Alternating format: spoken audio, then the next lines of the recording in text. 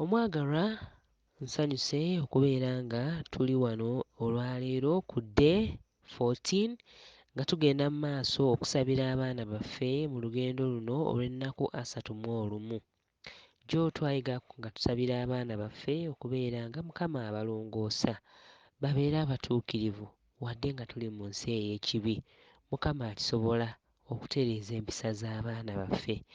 Olwaleero Mukama tugenda kumusaba ayambe abaana baffe okubeera ab'ekisa. Katusabe.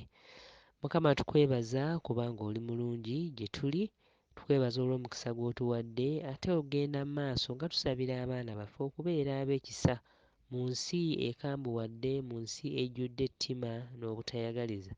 Mukama tusaba abaana baffe babeere ab'enjawulo nga boolesa ekisa. Ekisa ekyo nga bakijjira ddala ku ggwe Mukama kubanga wali wa kisa era osigala ng'oli wa kisa n'olwaleero gye tuli. Tukwebaza kubanga olidde okusaba kwaffe mu nnyina Yesu Kristo Mukama waffe. Amiina. Ekyawandiikibwa kyaffe olwaleero kigenda kuva mu Basessaloniika ekisooka ssuula 5 olunyiriri olw'15 nga kigamba bwe kiti: See that no one repays anyone evil for evil, but always seek to do good to one another and to everyone. See that no one repays anyone evil for evil, but always seek to do good to one another and to everyone. 1 Thessalonians chapter 5 verse 15. Mu Luganda agambye atya? Agambye, mulabe omuntu yenna alemenga okuwalana ekibi olw'ekibi, naye ennaku zonna mugobererenga ekirungi mwekka na mwekka n'eri bonna. Basessaloniika ekisooka essuula 5 olunyiriri olw'15. Omwagalwa ampuliriza, olunyiriri luno eno lutugamba nti katuleme okuwoolera eggwanga.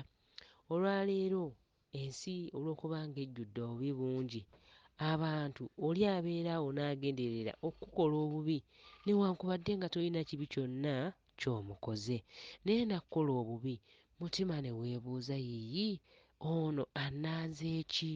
Tolina kwebuuza lwaki omuntu akulanga obubi. Omuntu oyo aba atuukiriza Bayibuli ky'egamba. Ekyo tukisanga wa? Tukisanga mu kitabo ky'Okubikkulirwa essuula 12 olunyiriri olw'17 nti ogusota ne gusunguwalira omukazi ne gugenda okulwana n'ab'omu zzadde lye abaasigalawo abakwata ebiragiro bya Katonda era abalina obujulirwa bwa Yesu.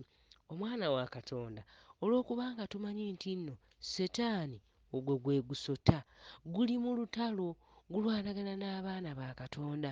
Therefore abaana baffe ensonga lwaki tulina okubasabira babeerenga bamanya nti obubi bwonna bwonna obubatuusibwako oba obubakolebwa oyo Setaani yennyini.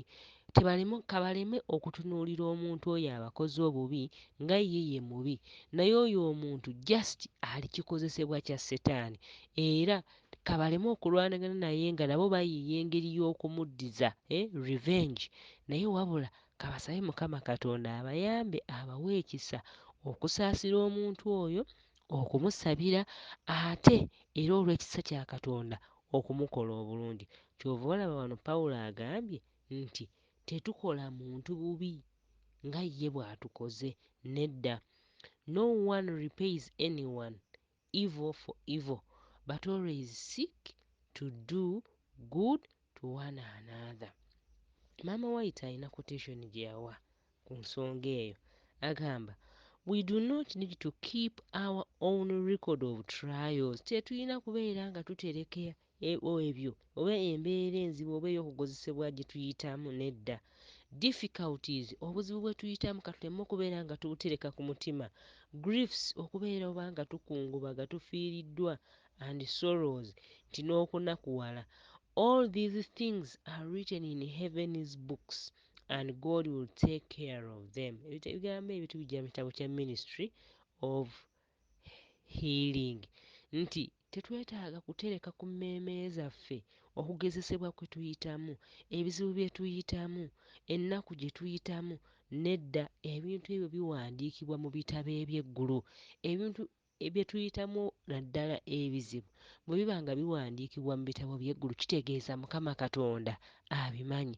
Y'ensonga lwaki kiŋŋwanidde okubeera ng'omuntu ankoze obubi ate nze olw'ekisa kya Katonda mukola obulungi.